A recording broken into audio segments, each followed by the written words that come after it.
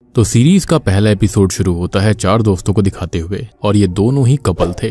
अब ये लोग रायपुर घूमने आए हुए थे और एक रात डिनर और शराब पीने के बाद में ये लॉन्ग ड्राइव पर निकल जाते हैं। इनके बीच शर्त लगी हुई थी कि कौन ज्यादा स्टेबल गाड़ी चलाएगा। अब यहाँ पर नीलेश ड्राइव कर रहा होता है जो कि ये कहता है कि वो बिल्कुल नॉर्मल है और उसको शराब बिल्कुल भी नहीं चढ़ी है। मतलब शुरुआत में राका और जूही जो होती हैं वो इस चीज को लेकर मना भी कर रही होती हैं, लेकिन बाद में वो इस बेवकूफी में कूद पड़ती हैं। खैर अब यहाँ तक तो सब कुछ ठीक था, वो लोग हंसी मजाक करते हुए आगे बढ़ रहे होते हैं कि तभी एक सुनसान सड़क पर एक जंगल के पास वो एंटर करते हैं। खैर अब यहाँ पर होता यह है कि तभी राका को एक लड़की सड़क पर घूमती हुई दिखाई देती है जो कि उसको काफी अजीब लगता है। अब इस बारे में वो अपने दोस्तों को ही बताती है, लेकिन फिलहाल वो इसको इग्नोर कर देती है। खैर अब तक तो सब कुछ ठीक था और वो लोग आगे बढ़ रहे होते हैं तो लगभग 3 किलोमीटर दूर जाने पर राका फिर से उसी सेम लड़की को रोड साइड पर देखती है जो कि और भी ज्यादा अजीब था। और इतनी जल्दी कार के बिना वो 3 किलोमीटर उनसे आगे कैसे पहुंच गई। अब राका बाकी लोगों को उस लड़की के बारे में बताती है, लेकिन अभी कोई उस लड़की को देख नहीं पाता। लेकिन अचानक से होता यह है कि कार की स्पीड खुद पे खुद बढ़ने लगती है और नीलेश जो होता है वो मिरर में कार की बैक सीट पर उसी लड़की को नोटिस करता है। अब वो इससे काफी डर जाता है, लेकिन वो लड़की सीधा कार के आगे आकर उनको हॉन्ट करती है, जिससे कि कार अचानक से डिसबैलेंस्ड होकर क्रैश कर जाती है, यानी कि इनका एक्सीडेंट हो गया था। अब अगले दिन पुलिस टीम उसी जंगल में आती है जिन्हें एक्सीडेंट का पता चला था और तभी यहाँ पर पुलिस ऑफिसर इंचार्ज गोपाल उनसे बात करते हैं। वो बताते हैं कि वो डिनर के बाद ड्राइव पर निकले थे और फिर यहाँ पर सापान कोला जंगल में उनका एक्सीडेंट हो गया और गोपाल तीनों को हॉस्पिटल ले जाने के लिए बोलता है। लेकिन इन तीनों को ही एहसास होता है और ये शॉक भी रह जाते हैं कि वो 4 थे, मतलब कि अब राका मिसिंग हो चुकी है। और ये सुनकर गोपाल भी काफी सीरियस हो गए थे। खैर अब गोपाल उन्हें हॉस्पिटल भेजकर आगे की इन्वेस्टिगेशन शुरू करते हैं और एसडीपीओ से मिलते हैं जो कि ये कहते हैं कि उन्हें इस केस को जल्दी पूरा करना होगा क्योंकि जल्दी ही अथॉरिटी वाले आ रहे हैं। लेकिन समहाउ राका की मिसिंग की बात लीक हो जाती है और ये खबर में आ गई थी। अब यहाँ गोपाल अपनी इन्वेस्टिगेशन में लग जाते हैं जिन्हें राका को कैसे भी ढूंढना था और वो अभी होमोसाइड के एंगल से अपनी जांच पड़ताल कर रहे थे। और हम उनके बारे में भी जान लेते हैं तो उनके परिवार में उनकी बीवी और बेटी है, जहाँ पर बेटी अब शादी की उम्र की हो चुकी है। तो उनकी बीवी उनसे अक्सर कहती रहती है कि वो बेटी सुमन की शादी पर फोकस करें, ना कि इन सब चीजों पर, और वो खुद अभी अपनी ड्यूटी पर ज्यादा ध्यान देते हैं। खैर अब पुलिस ऑफिसर उस रिजॉर्ट में जाते हैं जहां पर वो कंफर्म करते हैं कि ये 4 दोस्त यहाँ पर आए थे। खैर अब वो हॉस्पिटल जाकर तीनों से पूछताछ करते हैं तो उन्हें सबकी स्टेटमेंट से ये पता चलता है कि पहले तो उन्हें एक लड़की रोड पर दिखाई दी थी जिसकी वजह से एक्सीडेंट हुआ और अचानक से ही कार की स्पीड अपने आप बढ़ गई थी और वो जो लड़की दिखाई दी थी वो कार के आर पार हो गई थी। क्योंकि सबसे बड़ी बात कि स्पीडोमीटर पर स्पीड 40 की ही शो कर रही थी, जबकि रियल लाइफ में स्पीड बहुत ज्यादा हो गई थी, यानी कि क्रैश होने से पहले ऐसा हुआ था। अब पुलिस ऑफिसर को ये बात पता चलती है कि सेम रात ड्राइव करने से पहले राका और नीलेश के बीच एक झगड़ा हुआ था क्योंकि नीलेश ने अपनी एक्स वाइफ को दारू पीने के बाद में मैसेज कर दिया था और राका इस बात पर गुस्सा हो गई थी कि वो अपनी एक्स वाइफ को क्यों मैसेज कर रहा है। अब गोपाल जो होता है वो इस बात को भी दिमाग में फिट कर लेता है एज यहाँ पर अब एक नया एंगल जुड़ गया था। लेकिन उनका काम पहले राका को ढूंढना था। वो पूरे जंगल की सर्चिंग कराते हैं, लेकिन उन्हें खाली राका की लाल सैंडल के अलावा कुछ नहीं मिलता, जिससे कि वो थियरी निकालते हैं कि शायद उसे इन लोगों ने ही मार दिया होगा। लेकिन उनको ऐसे निशान कहीं पर भी नहीं मिल रहे थे जो कि इस बात को वैलिडेट करते कि यहाँ पर किसी बॉडी को खींचकर लाया गया हो। खैर अब शाम को वो अपने घर पर होते हैं जहाँ पर अपनी बेटी सुमन की शादी को लेकर उनकी वाइफ से उनका झगड़ा हो गया था और इस बात पर गोपाल जी काफी ज्यादा गुस्सा हो जाते हैं क्योंकि वो अपने काम मतलब कि राका को ढूंढने पर फोकस करना चाहते थे और 5 दिन ऑलरेडी बीत चुके हैं जिसमें राका का कोई भी अता पता नहीं चला।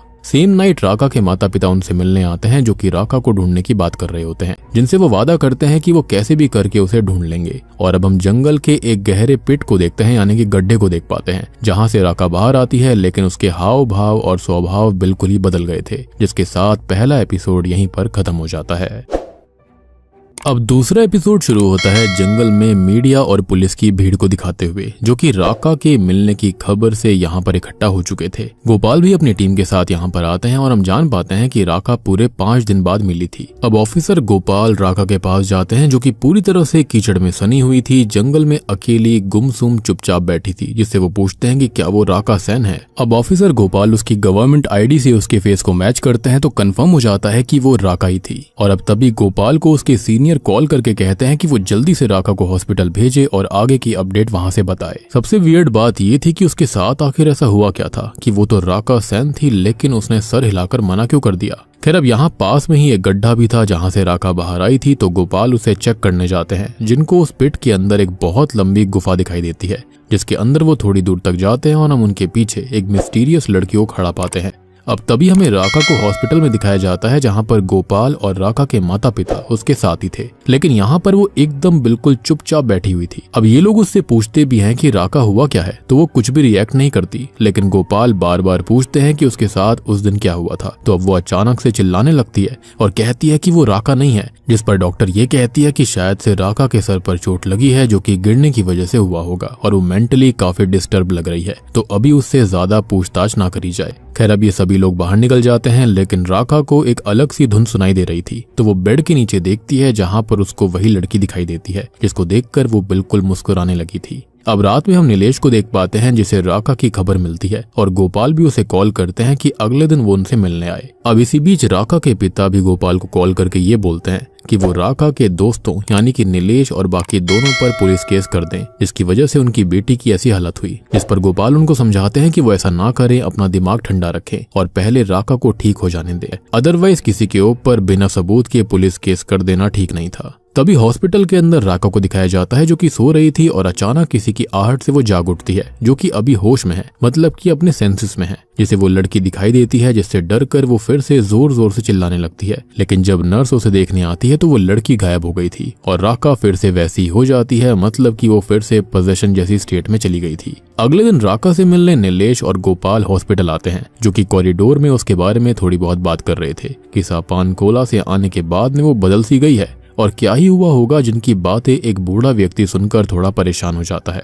और ये व्यक्ति राका को पहले देखकर भी थोड़ा सा चिंतित हो गया था, जैसे कि वो कुछ जानता होगा। अब यहाँ नीलेश और गोपाल राका से बात करने जाते हैं, उससे पूछते हैं कि हुआ क्या, सब कुछ कैसे हुआ था, लेकिन वो वैसे ही गुमसुम सी चुपचाप बैठी हुई थी। और फिर अचानक से गुस्से में नीलेश को पकड़कर ये कहती है कि वो राका नहीं है और नीलेश यहाँ से चला जाए। वो दोनों इससे बहुत ज्यादा डर गए थे और वो बाहर आकर इसके बारे में बात करते हैं। अब गोपाल ये कहते हैं कि राका इस एक्सीडेंट स्पॉट से इतनी दूर पहुंची कैसे, और सबसे बड़ी बात कि वो एक दलदल भरे गड्ढे में 10 से 12 फीट नीचे कैसे गिरी थी, और सबसे बड़ी बात कि वो 5 दिन तक बिना खाना खाए या फिर पानी पिए सरवाइव कैसे कर गई थी। आगे ये भी सवाल आता है कि वो वहां पर पहुंच कैसे गई, उसे उठाकर कोई ना कोई तो वहां पर ले गया होगा और शायद से हो सकता है कि उसे मरने के लिए वहां पर छोड़ दिया गया होगा। लेकिन वियर्ड बात ये थी कि जंगल के अंदर किसी के भी घसीटे जाने के निशान या फिर कोई भी सबूत पुलिस को नहीं मिला था। नीलेश ये कहता है कि ऐसा कौन ही कर सकता है, जिस पर वो कहते हैं कि वहां पर उसके अलावा खाली 3 लोग मौजूद थे, मतलब कि नीलेश और बाकी 2 दोस्त। जिस पर नीलेश कहता है कि वो कभी भी ऐसा नहीं कर सकता और पुलिस ने ही उनको रेस्क्यू किया था। जिस पर वो ये कहते हैं कि उन्होंने पहले राका के साथ ऐसा किया होगा और जानबूझकर एक्सीडेंट का नाटक किया और उसके बाद पुलिस को फोन कर दिया। वो आगे ये भी कहते हैं कि नीलेश और राका का झगड़ा भी तो हुआ था, क्योंकि राका को नीलेश के किसी अफेयर के बारे में पता चल गया था। जिस पर नीलेश कहता है कि वो राका को मारने की कोशिश क्यों करेगा, वो उससे बहुत प्यार करता है और अगर वो करता भी तो आज उसके सामने क्यों ही आता, वो भाग जाता। ऑफिसर गोपाल ये कहते हैं कि राका के गड्ढे में गिरने की वजह से शायद उसके सर पर चोट आई होगी, लेकिन दिक्कत ये थी कि सीटी स्कैन में कुछ भी शो नहीं हो रहा था, तो उन्हें उसके ठीक होने का इंतजार करना पड़ेगा। और अगर नीलेश ने खुद सब कुछ सच नहीं बताया तो पुलिस तो सच का पता कर ही लेगी। खैर अब वो दोनों यहाँ से निकल जाते हैं और हम तभी उस ओल्ड मैन को देखते हैं जो कि उनकी बातें सुन रहा था। हम यहाँ राका को नोटिस करते हैं जिसको अब हॉस्पिटल से डिस्चार्ज मिल गया है और उसके माता पिता उसको घर लेकर जा रहे थे। अब नीलेश, शुभन और जूही उससे मिलने आते हैं, लेकिन राका के माता पिता उससे नाराज थे, जिस पर वो लोग कहते हैं कि एक्सीडेंट में वो भी थे और राका की ही ऐसी हालत क्यों हुई, और ये देखकर उन्हें काफी बुरा लग रहा है और राका को लेकर निकल जाते हैं। और वो ओल्ड मैन भी राका को ही देखकर परेशान हो रहा था, ऐसा लगता है कि जैसे उसे किसी मिस्ट्री के बारे में पता हो। अब राका घर आ जाती है जहाँ पर वो अभी भी पोजीशन में थी और वही सब बातें कर रही थी कि वो राका नहीं है और ये घर भी उसका नहीं है, वो माता पिता भी उसके नहीं है और उसे यहाँ से जाना है। उसके माता पिता उसको संभालते हैं और वो होश में आकर रोने लगती है। अब रात को वो सो जाती है, जिसे उसी रात के नाइटमेयर्स आ रहे थे कि कैसे ये हादसा हुआ था, और फिर अचानक से वो खुद उसी पिट के अंदर आ गई थी, जहाँ पर होश में आने पर वो उसी लड़की को देखती है। वो लड़की उसे कोई नुकसान नहीं करती, उसे बस एक टक देखती रहती है और अब वो वहां से आगे जाती है जहां पर राका उसको फॉलो करती है। जंगल पार करके राका एक पुराने से अबैंडन्ड घर में आ गई थी, जहां पर वो उस लड़की को देखती है जिसके पीछे एक आदमी आकर खड़ा हो जाता है, जहां पर हम और राका उसका चेहरा नहीं देख पाते। और अब वो आदमी उस लड़की को बहुत ही बुरी तरह से खत्म कर देता है, जिसको देखकर राका डर कर उस लड़की का नाम चिल्लाती है। वो उसका नाम चिल्ला रही थी और उस लड़की का नाम होता है जोइता। और इसी के साथ में दूसरा एपिसोड भी यहीं पर खत्म हो जाता है। तो दोस्तों, अगर आपको हमारी ये वीडियो पसंद आई हो तो इसे लाइक करें, शेयर करें और चैनल को सब्सक्राइब करें। Thank you.